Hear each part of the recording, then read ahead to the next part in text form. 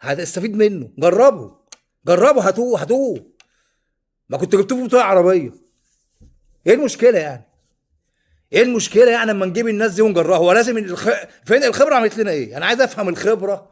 الناس العباقره، الناس العباقره اللي بيطلعوا يقولوا الخبره كل حاجه يقول لك لازم الخبره. احنا اللعيبه اللي هي كبار، هو النني ده فيه خبره؟ السولية عنده خبره؟ انا عمري ما شفت لعيب عنده خبره بيشوط ضربه جزاء كده بالطريقه دي زي اللي السولية شاطها. هات لي لاعب في الدنيا كلها خبره، خبره زي ما انتوا بتقولوا بقى، وبيشوط بينل بالطريقه دي. انا عمري ما شفت حد خبره بيشوط بينل كده. لو جبت اي عيل صغير من اللي كانوا مع احمد الكاس ولا هيشوط احسن من كده بكتير. على الاقل هتبقى في حدود في المرمى. مش الشوطه اللي شاط. خبره ايه بقى؟ ما تفككوا بقى من الخبره والكلام الاهبل اللي بتضحكوا بيه على الناس ده. خبره ايه؟ خبره ايه اللي انتوا بتقولوا عليها؟ احنا زهقنا، احنا زهقنا بجد. انتوا ايه اللي بتعملوه ده؟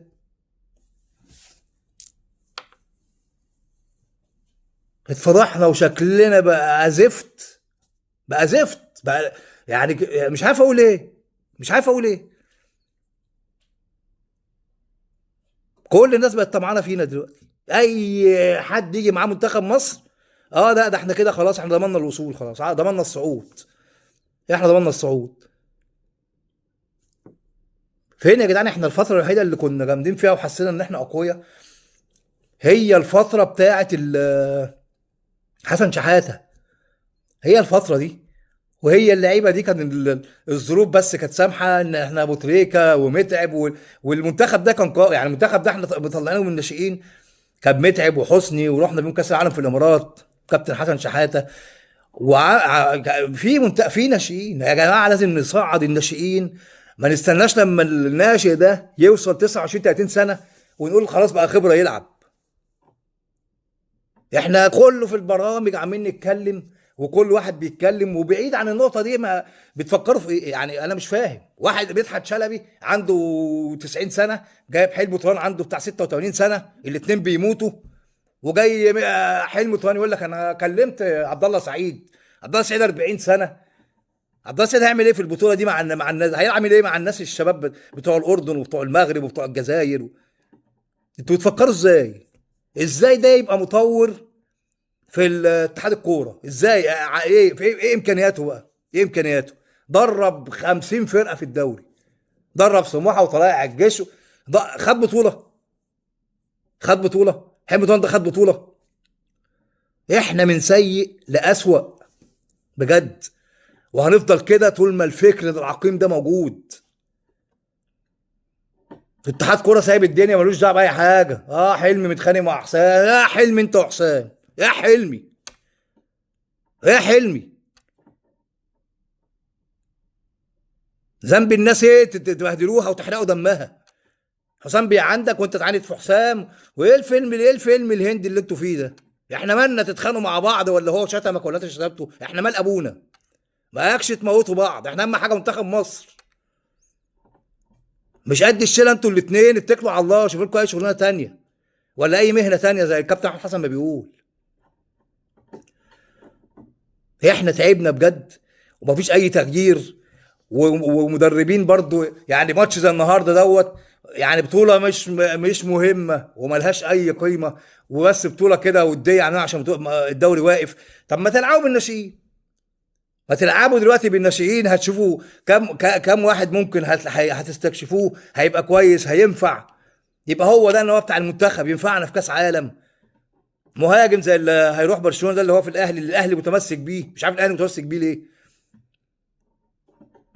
وايه المشكله لما لاعب زي ده 17 18 سنه يروح ويلعب كاس عالم؟ ايه المشكله؟ ما تقوليش خبره تاني بقى.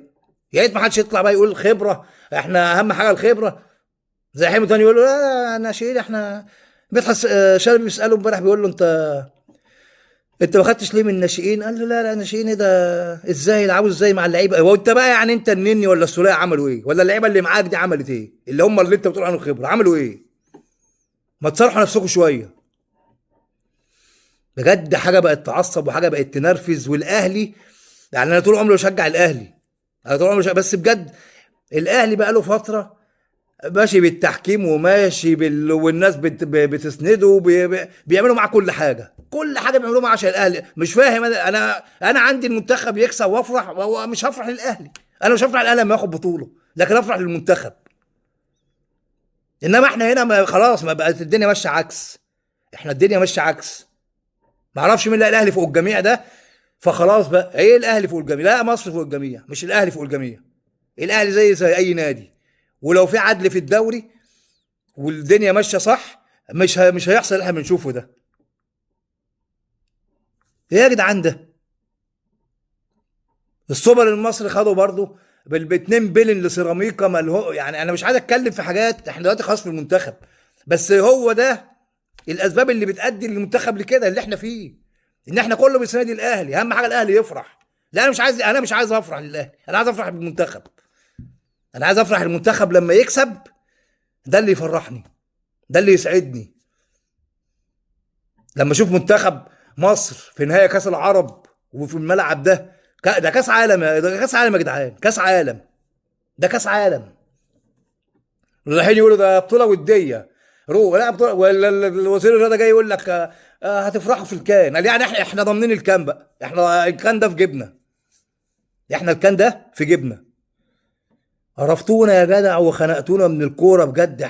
ده احنا فرحتنا كلها كان بالمنتخب لما بيكسب وبنأدي. انما احنا على المستوى ده مفيش. وانا بقول اهو، بص انا بقول اهو، يا ريت الناس تشاركني رايها وتكتب لي في الكومنت. لو حسام اصر على ان حمدي فتحي يبقى اساسي والشناوي يبقى اساسي في المنتخب، انا ابشركم بخروج من الدور الاول. وانا بقول اهو، لو حسام حسن اصر بوجود حمدي فتحي ومحمد الشناوي من بدايه البطوله دي، واصر ان الاثنين دول يلعبوا، انا ببشركم خروج من الدور الاول، ومحمد هاني معاهم برضه. اسوأ نقاط الضعف في المنتخب هم الثلاثه دول.